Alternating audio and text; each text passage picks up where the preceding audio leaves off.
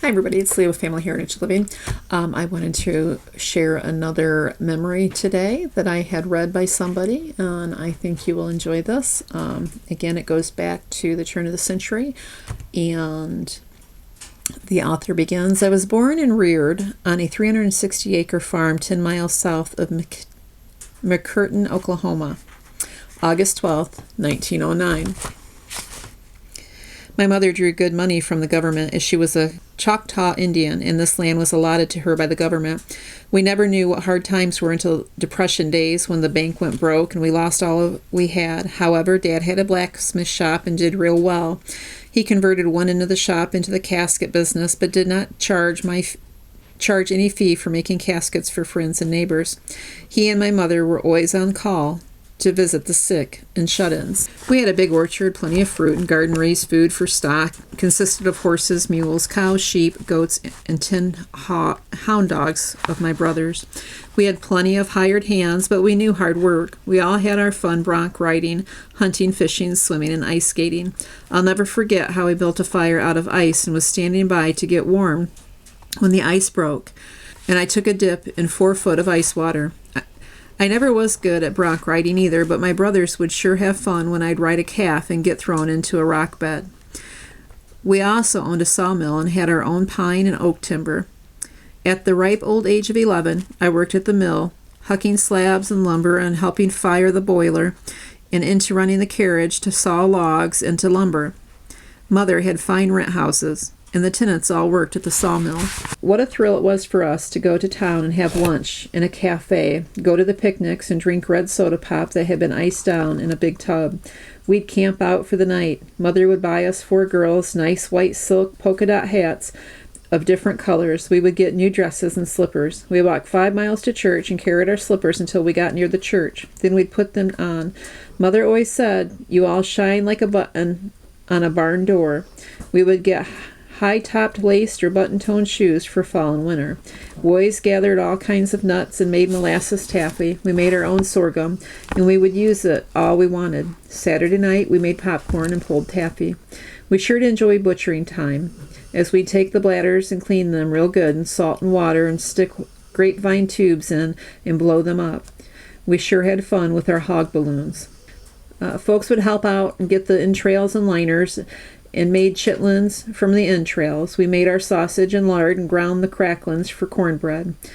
We had to walk 5 miles to school every day, and I'd either get a whipping or stand with my nose in a ring on the blackboard just for dipping snuff. My dad put red pepper in it and thought I'd quit, but I was not the breaking kind. If I couldn't find his box, I would go see all the neighbors till I got my little 5-cent box filled. Then I'd lay awake half the night dipping, and at 56, it still tastes good. Sounds disgusting. We had drays, carts, and buggies to ride, but we'd rather ride our old blind mule, Neg. She was real gentle, and 5 of us would ride at a time. We never used saddle or bridle, but would guide her in the direction we wanted to go. We kept harness bells on her in order to find her easy when riding time came.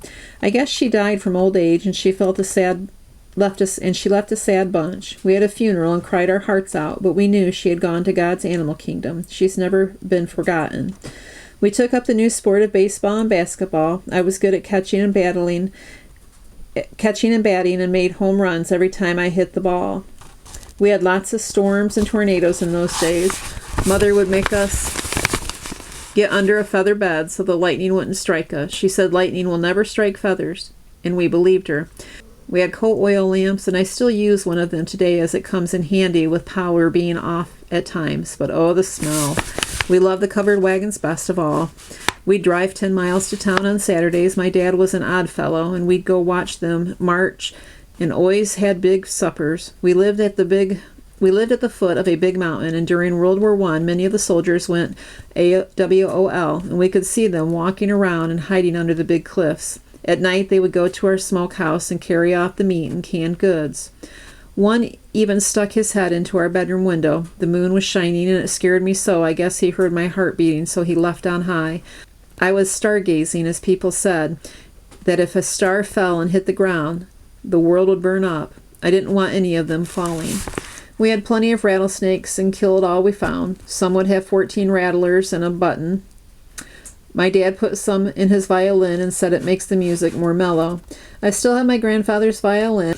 I live in Tulsa, Oklahoma from 1926 to May 65 and had a very active life in the Baptist church and visited the sick and shut in for 20 years.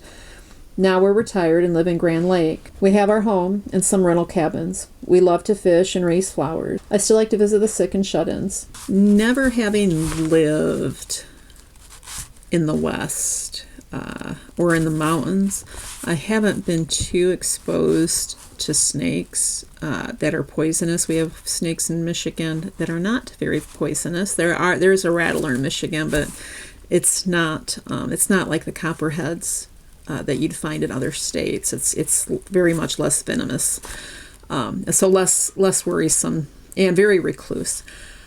But when we lived in Arkansas, we encountered copperheads. In fact, that's one reason why our stay there was limited. But because I can't deal with snakes. And we had bought this old trailer, moved down there.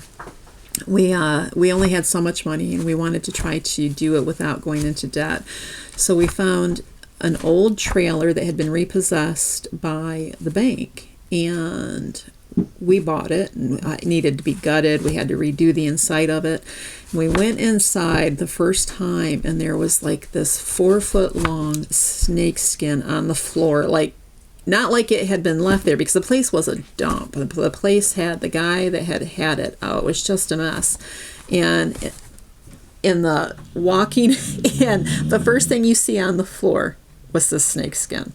I wanted to believe that the man that had previously owned the trailer left it there intentionally for someone like ourselves to find. But the longer we were down there and the more plentiful we realized the snakes were, the more convinced I became that while that trailer sat empty, that there had been snakes in there. So, all right, well, I guess that's my reading for today. If you guys have any memories, if anything jarred your memory of stories you may have heard from someone you knew, or one of your own personal experiences that may have been jarred from this story, please leave a comment below. We would love to hear from you. And until next time, God bless.